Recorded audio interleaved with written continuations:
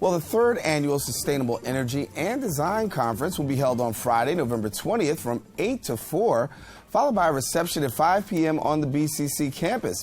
And here to tell us more is the Associate Director at the Center for Sustainable Energy, Sid Katoley. We welcome you. Hi, thank you. It's nice to be here. Good to have you. I want to talk to you a little bit about the conference, first of all, and, an exciting time because when we talk about energy and a lot of the changes and things that are happening, this is an opportunity really to change the energy landscape here. Yes, it is.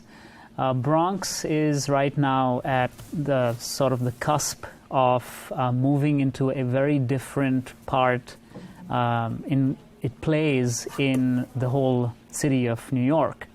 And it's a lot of potential in terms of sustainability initiatives that need to be played out. So we're bringing together people and encouraging students to come out and visit this event and talk to them and get their questions about energy answered. We hear the word sustainable energy. Somebody out there is watching and saying, listen, I don't know about sustainable energy. What exactly is sustainable energy? Well, in the simplest terms, sustainable energy is having a closed loop system, which means that if you're consuming something, you use what you've consumed and recycle that back in, so that our future generations have resources available for their use. Because what's happening right now is we're consuming and producing at a rate that's a lot faster than what's actually available for the next maybe 300 or 400 years. So we've all heard of global warming and hurricane season. Hurricane season has become the norm. This is not something that really existed 100 years ago.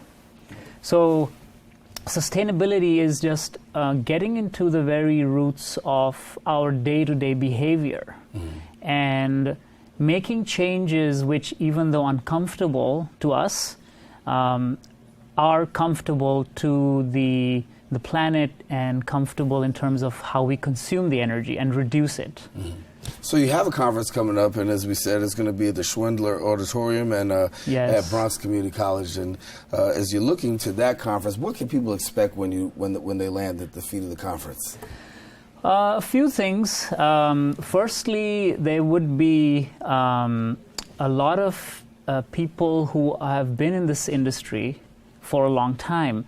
Now, sustainability initiatives started maybe 30 or 40 years ago when we realized, we don't really have the energy we thought we had.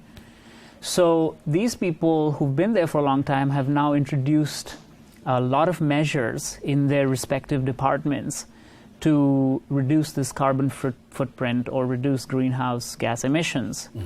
They are going to be here.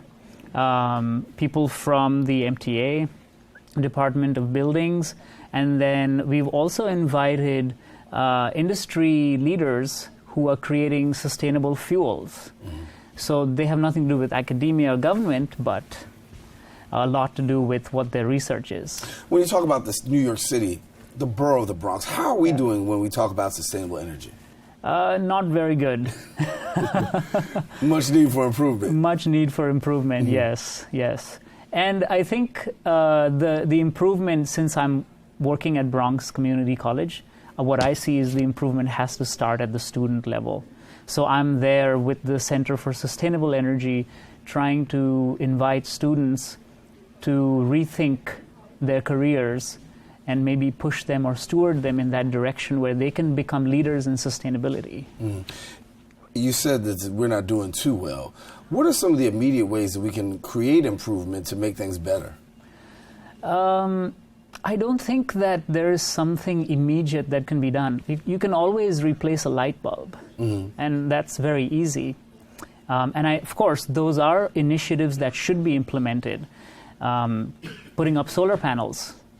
If you ask for an immediate change, solar panels, making sure that all your lights and appliances are energy efficient.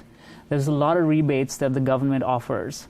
For example, if you install a solar system that provides energy to your house, more than 80% of that gets paid off in a year. More than 80%. Now that's a big change, because if you spend $10,000, you're only really paying $2,000 to the installer. The rest is paid for by the government. That's a huge incentive to want to go into it. And it's still, that incentive runs through until 2023. There's a lot of funds available for that. So people perhaps might be afraid of the initial costs, but they don't really have that much. And within 5 years, you completely pay off that $2,000. So now you're actually earning money from your solar PV system. Talk to me about awareness about sustainable energy, because you have a lot of people who aren't so familiar. We talked about global warming. It took a while for America to really even begin to embrace global warming. Yes. What about sustainable energy? Are more and more people becoming aware? Yesterday I toured the campus and I spoke to a lot of students. And I asked them that exact question. I said, do you know what sustainability is? And maybe 2 or 3 students were able to answer that question. So I think there's a lot of work that needs to go into raising awareness, into making them understand how their day-to-day activities affects and contributes that little thing towards the whole energy pot that we have. There's a lot of work that needs to happen in raising awareness. And so we want to tell you that if you want to be a part, the conference is coming up, and we want to let you know that you can be a part of it. Now, the reception starts at 5 p.m., and the cost is, what, $30? It's $30 per person. It's includes a breakfast and lunch and 2 drinks at the reception. And if it's 2 people, it's $50. So you get a break. Yeah. Government, I want to speak about them for a minute, and really working to become a part of this solution. You need government buy-in, and you need the government to really push things forward. From your perspective, how has the government responded to sustainable energy? Very good, actually. Over the last 5 years, the government has been very effective in reducing the carbon footprint of the city. So we have a goal of meeting 22.5% of our energy needs from renewable energy by 2020. And we're doing pretty well. The government has launched a lot of initiatives.